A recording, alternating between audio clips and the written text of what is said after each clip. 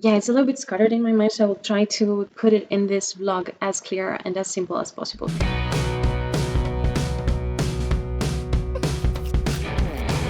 I realize that I have this idea that in order to grow, I need to acknowledge and to connect with the concept I'm missing something. This post of someone in a group on Facebook, thinking of your child as behaving badly disposes you to think of punishment. Thinking of your child as struggling to handle something difficult encourages you to help them through their distress.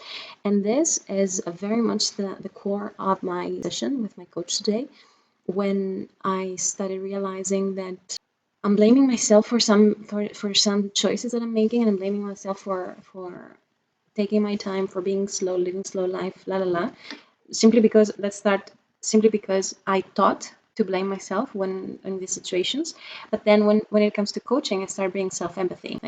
There was this kind of like a program in my head that if I want to grow, if I want to get somewhere, then I have to realize that I'm not there yet, which is completely false. And I will tell you why. It's completely false for me, because what I realized is that living in an empty cup, it enhances the sense of being empty. It's a different approach to say that I'm missing something and I'm choosing something out of that pain and out of the struggle.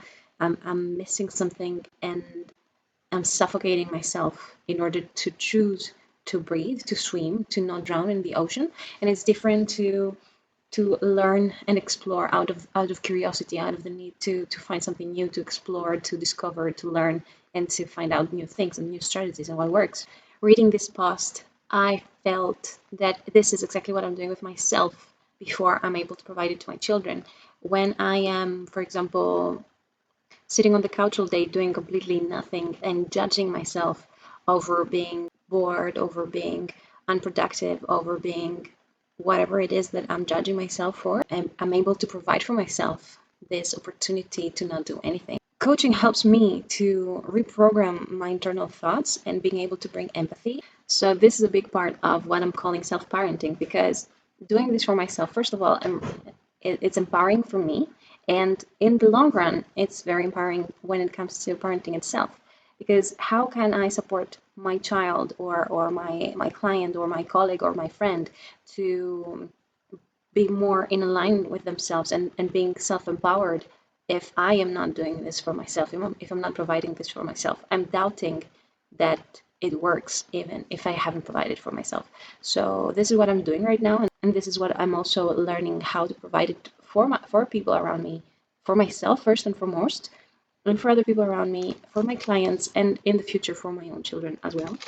So this is one thing that I wanted to address right now: the fact that why I chose to go for coaching, and how it's interconnected in my mind and in my experience with parenting and self-parenting. So this is one side. Then what I wanted to talk about is how I ditched NLP and healing approaches for the same reason. I've met some amazing life coaches in the very early beginning of my self-development stages. Even though I met them, I wasn't convinced. And I wasn't convinced because I really had this idea in me that I have to fix myself. I had this idea in me that something is wrong, something is missing. But back then, NLP and all these healing approaches, they were very shiny, and they were very much tackling this idea, this concept that I'm not enough, I'm not complete, I need fixing, I need someone who knows how to fix me, or at least I need someone to show me the tools for me to fix myself. What I believe in today is that we are enough, we are complete, we are perfect. And coming to this life is just another way of experiencing existence. Being humans, it's a beautiful, fantastical, amazing, liberating way to explore life. And then it comes again to non-dualism, which is a theory that I extremely love and I adore, that we're choosing one thing because we're thinking that the only other option is the opposite. But that's not true. And this is the majesty of this life, that there are endless opportunities, endless choices, endless options, endless mindsets. Everything is endless and limitless and abundant. And I think that it all comes and all starts from within.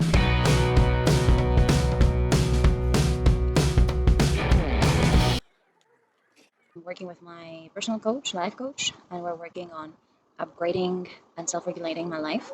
And at the same time, I'm working with my roommate, who is also a business coach, career coach, on upgrading what I do, rebranding myself, or redefining what is it that I love doing, and under what agreement, let's say social agreement, under what structure I prefer doing it. I realize how sabotaging the word trying is. Like, I'm trying to blah blah blah blah blah. It takes away all the results, and it only puts awareness on the effort itself, as if there is no results yet. So I will try to skip this word. I will skip this word as many times as I can to be conscious about it. I can be more focused on what I'm already achieving. So I am in the process of creating a different way of working, a different way of performing, a different way of coping. And I spoke with many business coaches. What I found unattractive on the way that they are working is that they have a system inside the system, inside the system of how the world works right now, of how the society, of how money, of how yada yada yada. I disagree. I disagree with the system, and I don't want to rebrand myself in accordance to a system in which I disagree. Redefining moment for me, a process of realizing that, hey, okay, enough with the money. Like, money is a big deal, yes, but money is just a currency of trading.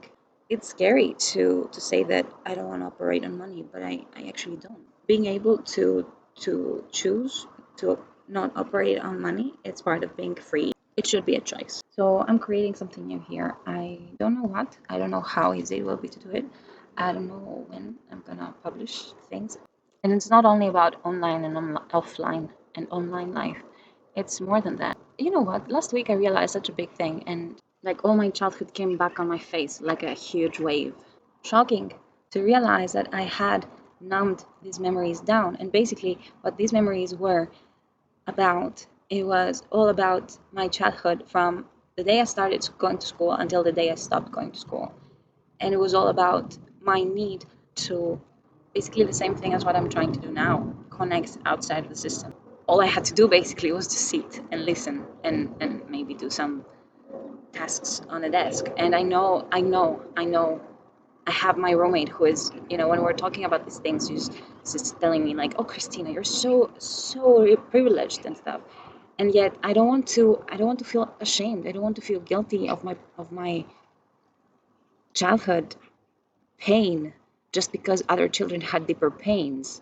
You know what I mean? Like, I want to support the world to grow privileged. I want to support every single person to be able to talk about our pain and our shame. It's not about privileged.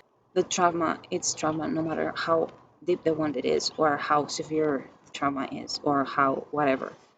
It's still a child in pain no matter what it is. So I'm holding my hand and I'm sharing that, yes, for me, while I was growing up as a child, I was restricted and limited to perform in ways that I hated. I didn't want to sit on a chair. The criteria of how valuable our lives are so problematic right now. And I want to create a new world. I want to create a world out of that. And I am. I am. I live in this beautiful place with amazing people, and I am free to choose and to behave the way that I want. I want to go out of the system. I want to create something new.